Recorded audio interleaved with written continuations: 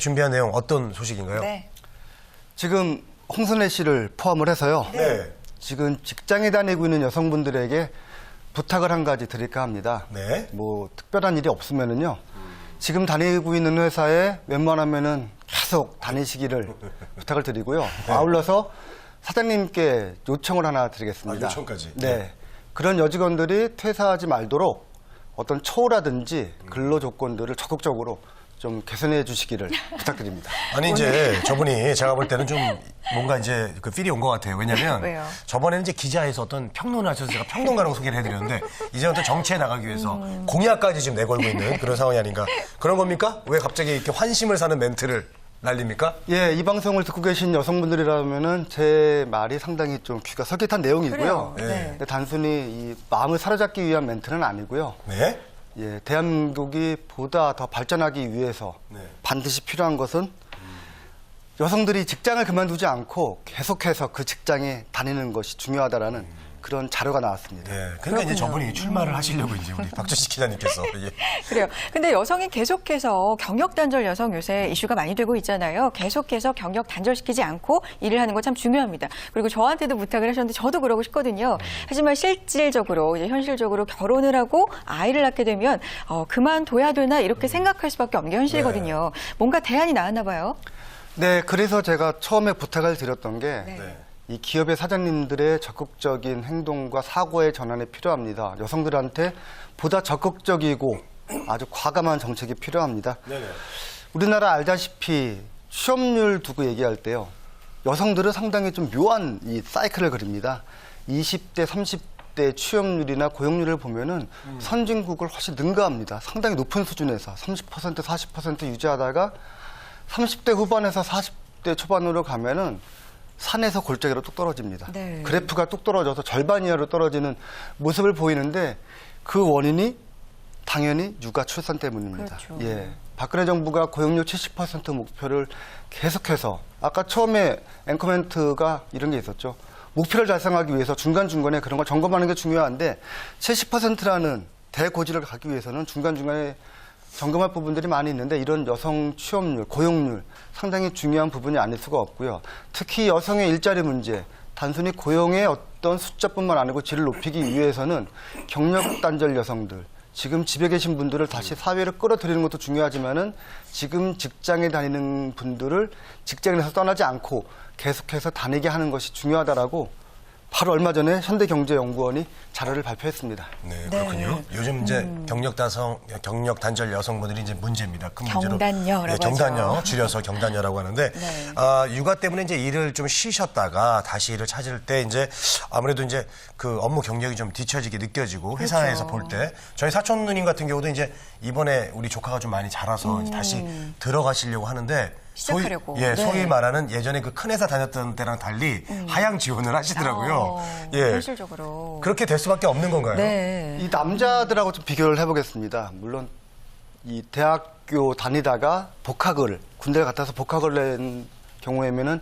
다 느끼겠지만은 이게 참 사람이 묘해집니다. 이 바보가 된 기분이 들어가지고요. 네. 군대 가서 그렇게 고생을 하고 왔는데 딱 대학 복학을 하고 뭐 학생회라든지 아니면 동아리 과를 가면은 왠지 모르게 어리버리하고 이게 딱 얼굴 표정이나 태도에서 티가 납니다. 그게 짧게는 1년 반, 길게는 3년, 4년을 학교를 떠났다가 다시 돌아왔을 때 느끼는 그런 괴리감을 이 복학생들은 느끼게 되는데 여성들이야 오죽하겠습니까? 이 경력 단절이라는 게 말이 지금 뭐 몇 달은 안 되지만은 1년이 될지 10년이 될지 모르는 거거든요. 게다가 회사하고 완전히 동떨어진 집안에서만 있다가 다시 일자리를 찾는다는 거는 결코 쉬운 일이 아닐 수가 없습니다. 그래서 웬만하면은 결혼을 하고 육아를 문제가 걸리더라도 다니는 직장에서 계속 다니고 그래야 또 회사 분위기라든지 사회 분위기를 계속 주변에서 알 수 있기 때문에 좋은 일자리 유지할 수 있다. 이제 그런 거고요. 또 얼마 전이었죠. 이런 부분들을 감안을 해서 정부에서는 경력 단절 여성에 대한 뭐 대책을 내놓지도 않았습니까? 네, 맞습니다. 바로 며칠 전이었습니다. 정부가 경력 단절 여성들을 위한 지원 대책 내놓았는데 우리 방송에서 자세하게 전해드렸었죠. 골자는 시간 선택제 일자리에 대한 얘기가 좀 많았었던 것 같습니다. 어땠나요? 왜 네. 시간 선택제 일자리가 그 대책에서 중요했었냐면은 네.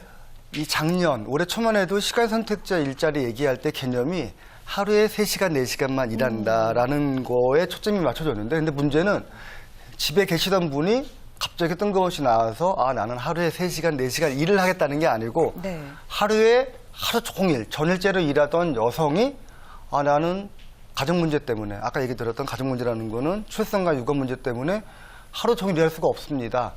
아이들을 출퇴근시키는, 아니면 아이들 보육에 필요한 시간을 빼고 서너 시간만 일을 할 수 있는 시간 선택제로 바꾸겠다.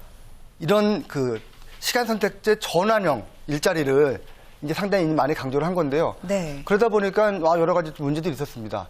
하루에 3시간, 4시간 일을 하면은 결국에는 그만큼 급여가 적어질 수밖에 없기 때문에 오히려 일자리의 질은 낮아지는 거 아니냐라는 그런 지적도 나왔는데요. 물론 일리가 있는 말이지만 그럼에도 불구하고 어떻게 해서든지 회사에 붙어 있는 게 중요하다는 의미에서 이번 정책은 상당히 좀 호응을 받을 만하고요.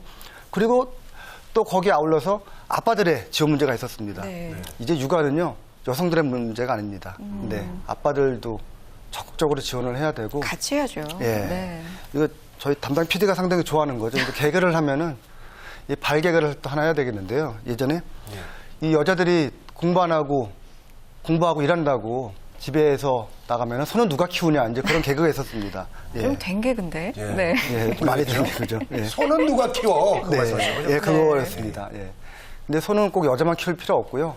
남자들이 조금만 도와주고 직장 선후배들이 약간의 관심만 가지면은 얼마든지 소 키워서 잘 키워가지고 마을 잔치 할 수 있습니다. 네, 알겠습니다. 이제 소 키우는 얘기까지 나왔는데 해외에서도 이런 경단녀 대책 어떻게 있습니까? 뭐 페이스북 얼마 전에 보니까 참 저도 처음 들어봤어요. 난자를 냉동하는 그런 비용을 지원하겠다 이런 정책을 또 발표를 했어요. 그럼 무슨 얘기입니까 그게? 예, 이게 애플 때문에 저도 처음에 이 기사를 접하게 됐는데요.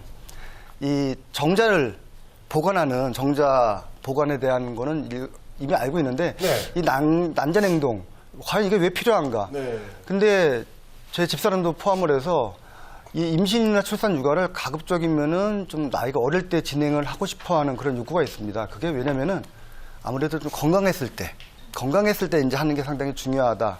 그래서 애플 같은 경우에는 연간 한 2,500만 원에서 2,300만 원을 지원한다고 합니다. 예, 육아 출산 때문에 회사를 그만두지 말고 계속 그냥 해라. 그리고 페이스북 같은 경우에는 베이비 캐시라 그래가지고 최초로 출산한 여성들한테 현금을 또 지급을 합니다.